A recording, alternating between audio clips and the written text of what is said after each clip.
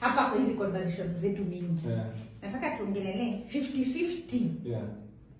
In marriage. Kuna pepe ya nini? Juu nyinyi mnachukua pepe moja, tunagawana vizuri, tunachukua pepe alafu mnakuja mnaleta pepe yenu pia tuchangie. Wewe unaongelea nani hapa? Nasema sisi kama watu wote. Isikwani mimi unasema? Mimi nasema tunaongea about men and women.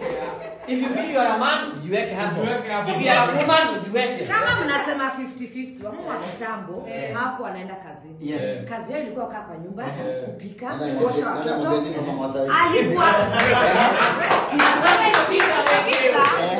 Alikuwa anapatiwa nywele, pesa ya nywele, pesa ya sindiria, pesa ya kila kitu. She was not working. So if you let me do that, stay in the house. Sawa. Then it's okay. Sawa. You stay in the house. I'm not talking about you. Okay. I'm talking about wanaume.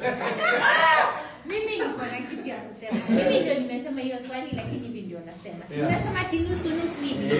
Mimi nasema hakuna cha nusu. Mwanaume ni 100. Hapo sasa I agree. provide everything.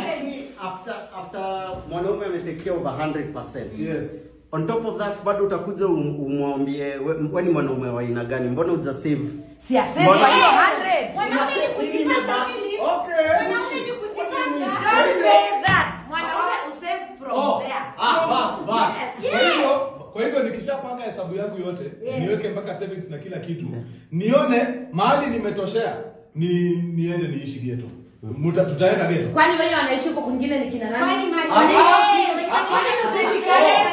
Kwani usikue president? Acha niulize. So yale simeni swali yetu. Na wewe unasema kuna watu wa kale na exactly. Mbona ulioa mtu wa ghetto? Mbona uko? Thank you. Number 2.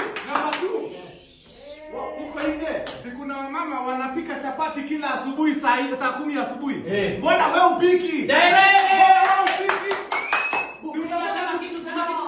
Kama hao wengine. Unasema tukue kama hao. Kuna wanaume wako kwa mjengo hapa hii building. Kwa nini nyinyi mfanye mjengo? Tutafanya hiyo mjengo. Ng'ang'aneni. Na tuweke 100%. Kama ni cha hivyo, mwanamke ni kujituma.